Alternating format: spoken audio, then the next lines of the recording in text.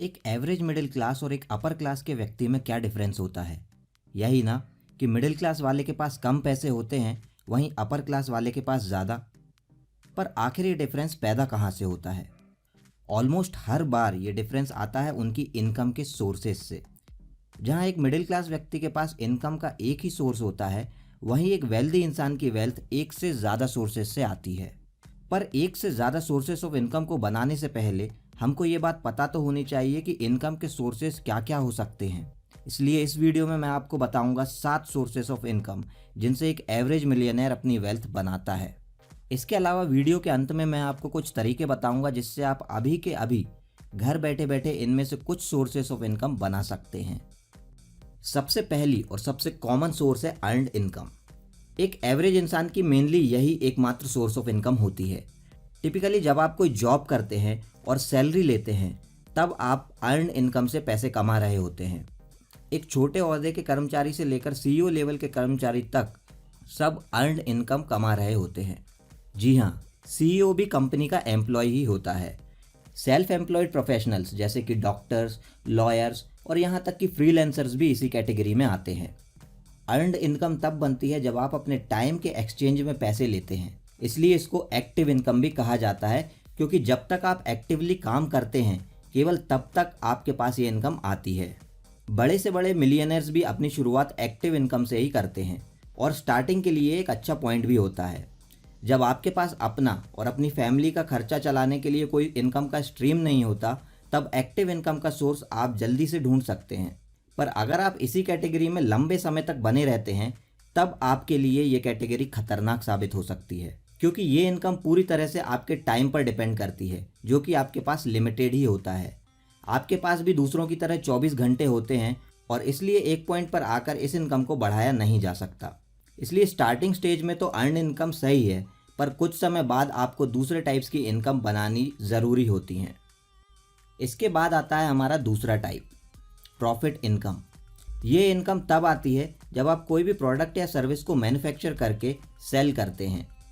Manufacturing करने में जितना खर्चा आता है उससे ज़्यादा कीमत पर आप आपका प्रोडक्ट या सर्विस सेल करते हैं, जिससे प्रॉफिट जनरेट होता है।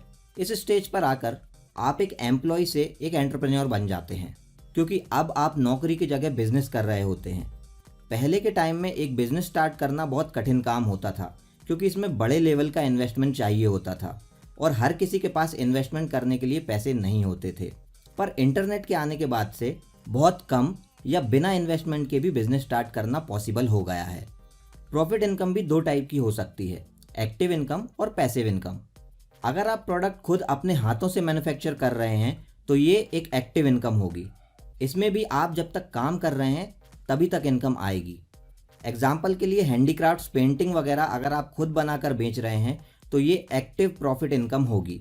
एक्टिव प्रॉफिट इनकम के मॉडल को आप बड़े स्केल पर नहीं ले जा सकते, पर अगर आप अपने प्रोडक्ट को बस डिज़ाइन कर रहे हैं और कोई मैन्युफैक्चरर आपके लिए प्रोडक्ट बना रहा है या फिर आप कोई डिजिटल प्रोडक्ट बनाते हैं, तो इस प्रॉफिट इनकम को बड़े स्केल पर ले जाने और इसको पैसिव इनकम बनाने के चांसेस आपके पास ज़्यादा होते हैं, क्योंकि इसमें अगर आप एक बार अपने बिजनेस की प्रोसेस सेट कर लेते हैं या एम्प्लॉयज़ हायर कर लेते हैं तो आपके पास फिर फ्री टाइम बचता है।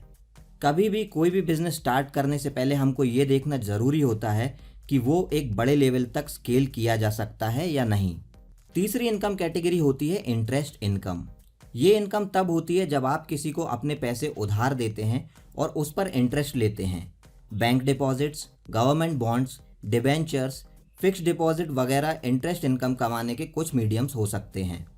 ये इनकम पूरी तरह से पैसिव इनकम होती है, क्योंकि इसको कमाने के लिए आपको एक्टिवली काम नहीं करना पड़ता।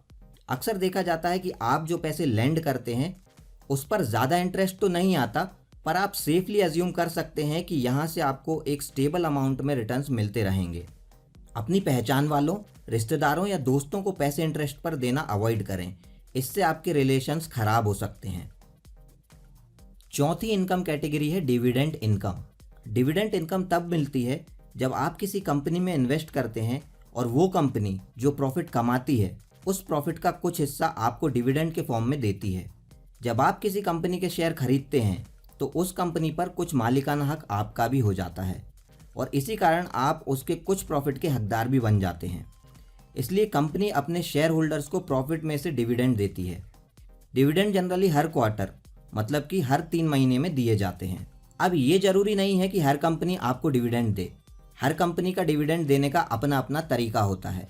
अगर आपका इन्वेस्ट करने का मेन मोटिव डिविडेंड कमाना है तो पहले थोड़ी रिसर्च करें कि कौन सी कंपनी एक अच्छी डिविडेंड देने की हिस्ट्री रखती है। 5वीं कैटेगरी है रेंटल इनकम या फिर किराए से आने वाली इनकम। रेंटल इनकम का फंडा सिंपल है। जब आप आपका कोई एसेट किसी को यूज़ करने के लिए देते हैं और उसके बदले में किराए के रूप में पैसे लेते हैं तो ये इनकम रेंटल इनकम कहलाती है। जनरली घर या कार को रेंट पर देकर लोग पैसे कमाते हैं, पर ऐसा माना जाता है कि कमर्शियल प्रॉपर्टी से सबसे ज़्यादा रेंटल इनकम मिलती है। कमर्शियल प्रॉपर्टी मतलब कि वो जगह जिसका यूज़ बिजनेस करने में हो सकता है। अगर आपकी बिल्डिंग में कोई दुकान खोल रहा है, हॉस्पिटल खोल रहा है या ऐसा ही कोई दूसरा बिजनेस कर रहा है तो उससे आपके पास ज़्यादा रेंट आएगा। वहीं अगर आपकी बिल्डिंग एक घर के फॉर्म में यूज़ हो रही है जिसमें आपके किराएदार रह रहे हैं तो उससे आपकी रेंटल इनकम कुछ कम आएगी। ज़रूरी नहीं है कि आपको रेंटल इनकम के लिए बड़े बड़े इन्वेस्टमेंट्स ही करने पड़ें। आप कम इन्वेस्टमेंट वाली चीज़ें भी रेंट पर दे सकते हैं, जैसे कि कोई इंस्ट्रूमेंट्स, इवेंट्स के लिए speaker system, hand cards etcetera. हमारी छठी इनकम सोर्स है रेसिडुअल और रॉयल्टी इनकम। इस सोर्स से आपको आपके एक बार किए गए काम के लिए फ्यूचर में कंटिन्यूसली इनकम होती रहती है।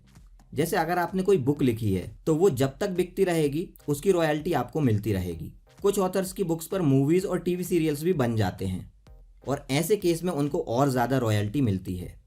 यूट्यूब पर एक बार बनाई गई वीडियो को जब तक लोग देखते रहते हैं तब तक उसको डालने वाले को इनकम होती रहती है। म्यूज़िक बनाने वालों का म्यूज़िक जितनी बार लोग आईट्यून्स या स्पॉटिफाई वगैरह पर सुनते हैं उनको उतना पैसा मिलता जाता है। फोटोग्राफर्स, इलस्ट्रेशंस, आइकन्स और लोगो बनाने वाले लोग भी इसी तरह से अपने क्रिएशंस को एक बार बनाकर हमेशा इनकम जनरेट करते रहते हैं। और आखिर में आते हैं कैपिटल गेन्स। जब आपके किसी एसेट की वैल्यू बढ़ जाती है और फिर उसको बेचकर आप जो पैसे कमाते हैं उसको बोलते हैं कैपिटल गेन्स। वैसे तो हम ज़्यादातर वो चीज़ें लेते हैं जिनकी वैल्यू टाइम के साथ कम होती जाती है, जैसे mobile phone, car, bike, TV. पर बहुत सी चीज़ें ऐसी भी होती हैं जिनकी वैल्यू टाइम के साथ बढ़ भी सकती है, जैसे स्टॉक्स, प्रॉपर्टी, मेटल्स जैसे कि सोना, चांदी। मान लीजिए आपने कोई चीज़ 1 लाख रुपए में खरीदी थी और टाइम के साथ जब उस चीज़ की वैल्यू 1.5 लाख रुपए हो गई तब आपने उसको बेच दिया, तो जो 50,000 रुपये की एक्स्ट्रा इनकम आपको हुई वो कहलाएगी कैपिटल गेन्स। तो ये थी 7 अलग अलग टाइप की इनकम्स। अगर आप इनमें से कोई भी टाइप की इनकम शुरू करना चाहते हैं तो मैं आपकी हेल्प करने की पूरी कोशिश करूँगा।